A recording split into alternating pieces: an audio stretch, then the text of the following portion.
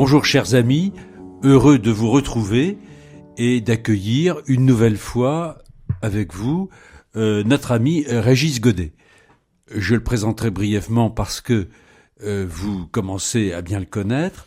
Régis Godet était éducateur spécialisé et puis il a beaucoup développé sa formation universitaire et il a fréquenté, c'est ce que j'ai retenu surtout de très important pour lui, le collège de psychanalyse groupale et familiale de Paris, qui a enrichi sa formation et orienté sa pratique. Il a publié récemment un livre qui s'appelle « Des institutions et des hommes » au champ social, et il nous résume, si on peut le faire, sa pratique dans une institution qu'il voulait résolument thérapeutique. Voilà. Alors, il nous explique tout ça, et la dernière fois, nous en étions à un concept très important à ses yeux, qui est celui de la fonction phorique, de cette chaîne de circulation de la parole qui s'appuyait sur des intervenants et des collaborateurs sur qui on pouvait compter, si j'ai bien compris, Régis. C'est ça, oui. Si j'ai bien compris. Oui. Voilà, mais vous allez nous réexpliquer encore ça. Vous avez bien compris. Donc on va peut-être repartir de cette question qu'on avait évoquée, qu'on avait intitulée la fonction de la parole dans l'institution. Quelle est son allure? Comment circule-t-elle, j'avais dit, d'une ère à l'autre? Parler à qui on veut quand on veut, j'avais expliqué au niveau des fonctions dans l'institution en disant que qui on veut quand on veut, c'était pas n'importe qui. Si chacun assume clairement sa fonction clinique et hiérarchique dans l'institution, qui on veut, c'est pas n'importe qui, c'est le chef de service, la psychologue, le psychiatre, le directeur. Il faut que toutes ces personnes, toutes ces fonctions soient de libre accès, on pourrait dire, dans le fonctionnement de l'institution. Il n'y a pas besoin de fixer un rendez-vous, il n'y a pas besoin de préparer des créneaux de passage et choses comme ça. Il faut que que cette parole circule librement, parce qu'on a confiance dans ce maillage hiérarchie-compétence. En y ajoutant qu'il y a aussi dans les institutions des hiérarchies subjectives, c'est-à-dire que au-delà des fonctions administratives, formelles, diplômées, il y a des compétences subjectives. On peut choisir de voir telle personne parce que il est plus particulièrement capable de traiter tel ou tel sujet. Et donc sur la suite de cette question des fonctions de la parole, je voudrais qu'on arrive aujourd'hui à la question de la fonction du récit, donc à la question des réunions dans l'institution, qui dans les institutions qui fonctionnent correctement sont nombreuses, et c'est très très important, parce que les réunions c'est toujours ce qu'on supprime en premier quand on a des problèmes d'horaire ou d'organisation, c'est-à-dire que le cœur de ce qui fait collectif, c'est quand même en dehors de la vie de tous les jours pour les éducateurs d'internat, mais tout le monde n'est pas en internat. Il y en a qui sont dans des services ambulatoires, dans des familles d'accueil. Le cœur de cette communauté d'agir, ou cette communauté thérapeutique, on pourrait dire, c'est quand même la réunion, là où on se retrouve. Et puis, on l'avait dit aussi dans la question du transfert, il y a des transferts sur des personnes de l'institution, mais il y a aussi des transferts sur l'institution en elle-même qui devient un objet.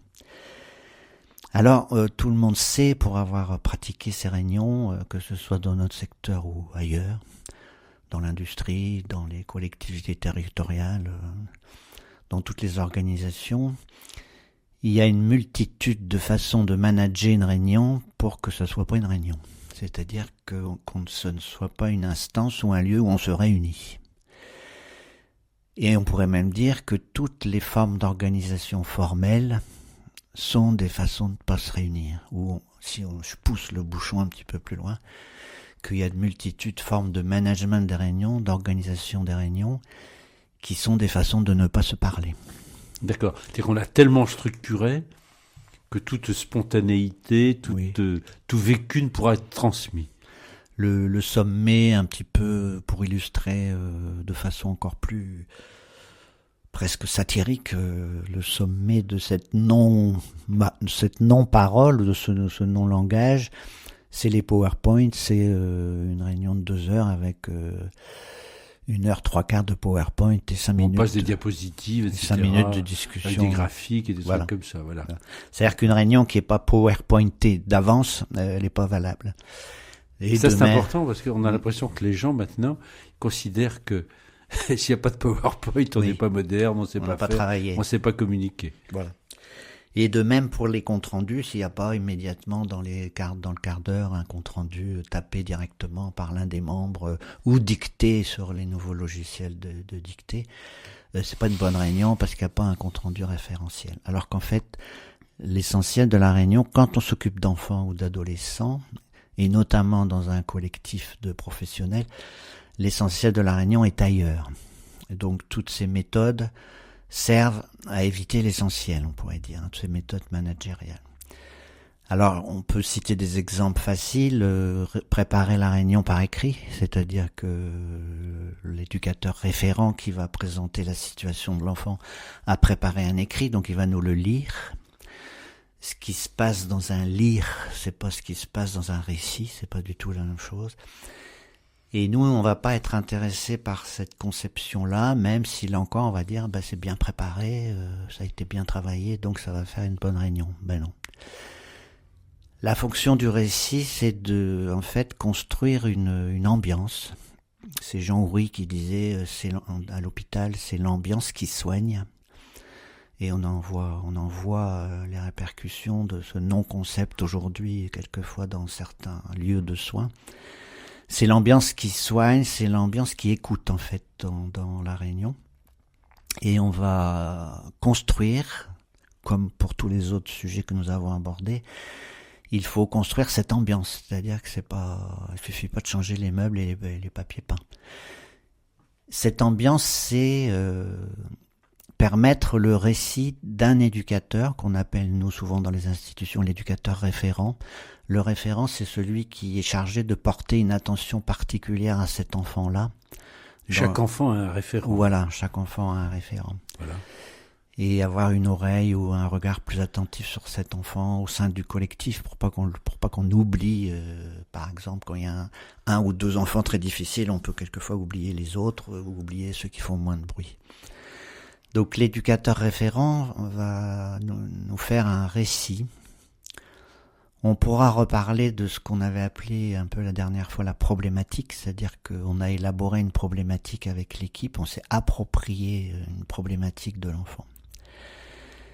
Il faut arriver à une ambiance de réunion, une forme de réunion où l'éducateur qui va présenter son sujet soit le plus libre possible peut-être on pourrait dire encore dans son espace psychique, c'est-à-dire que personne ne va lui couper la parole, ça ne se fait pas dans ce type de réunion, c'est pas une discussion, c'est un récit, c'est-à-dire qu'on va, l'animateur de la réunion, j'y reviendrai peut-être, il faut toujours un animateur, et si possible un animateur compétent dans cette fonction d'animation, ce qui n'est pas si évident. Il faut permettre à l'éducateur de parler librement, j'ai envie de dire presque tranquillement de ce qu'il a à dire. Alors, de ce qui se passe effectivement avec cet enfant, mais de ce que lui, éducateur, vit à travers ce qui se passe. C'est-à-dire, en parlant dans cette forme de réunion, il faut qu'on permette en parlant de cet enfant, l'éducateur va en même temps parler de ce qu'il vit, lui, en tant qu'adulte, en tant que professionnel avec cet enfant. Donc on pourrait analyser en disant, il va en même temps parler du transfert, mais c'est pas indispensable.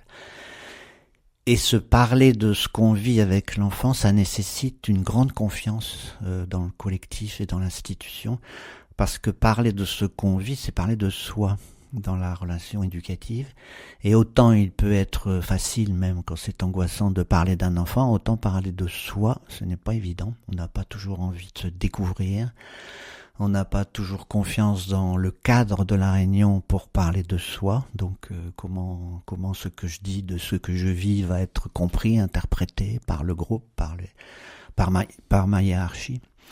Et donc, c'est ça l'ambiance, c'est une espèce de confiance institutionnelle qui fait que quand on s'installe autour de la table, de préférence ronde, Ça, c'est la question du cercle qu'on a étudié par ailleurs.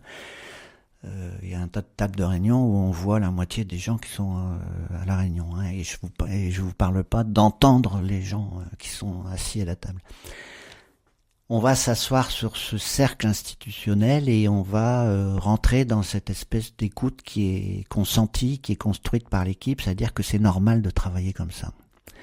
Il n'y aura même pas besoin dans une équipe habituée à rappeler les règles, c'est-à-dire on se coupe pas la parole. La deuxième règle fondamentale, c'est qu'il n'y a pas de violence verbale, il n'y a pas d'interpellation directement personnelle. Dans d'autres écoles de pensée, on nous dira qu'on parle au cercle, c'est-à-dire que voilà, on parle au collectif. Et il faut que l'organisation de l'institution permette à cet éducateur de parler de ce qui se passe, mais aussi de ce qu'il vit, en lui laissant le temps d'aller jusqu'au bout de ce qu'il a à dire. C'est-à-dire qu'il faudrait, dans l'idéal, et aussi dans certaines références, c'est quelque chose qui existe dans les méthodes d'animation, dans l'idéal, quand ce référent a fini de parler, il faudrait qu'il y ait un petit silence. C'est-à-dire que faut être sûr d'abord qu'il a été jusqu'au bout de ce qu'il avait à dire, parce que quand on parle, on laisse quelques petits restes, quelques petits déchets au fond qu'on n'a pas évoqués. Donc l'animateur peut dire dans ce silence organisé, est-ce que tu as fini? Est-ce que tu es sûr que tu as été jusqu'au bout de ton idée? Est-ce que tu as bien pu... On reprend un petit peu cette parole pour l'élaborer, la métaboliser, pour que l'éducateur sorte de là, on pourrait dire, tranquille avec ce qu'il a dit. Alors, ce fonctionnement en récit va engager un processus psychique collectif dont on va parler dans la séquence suivante.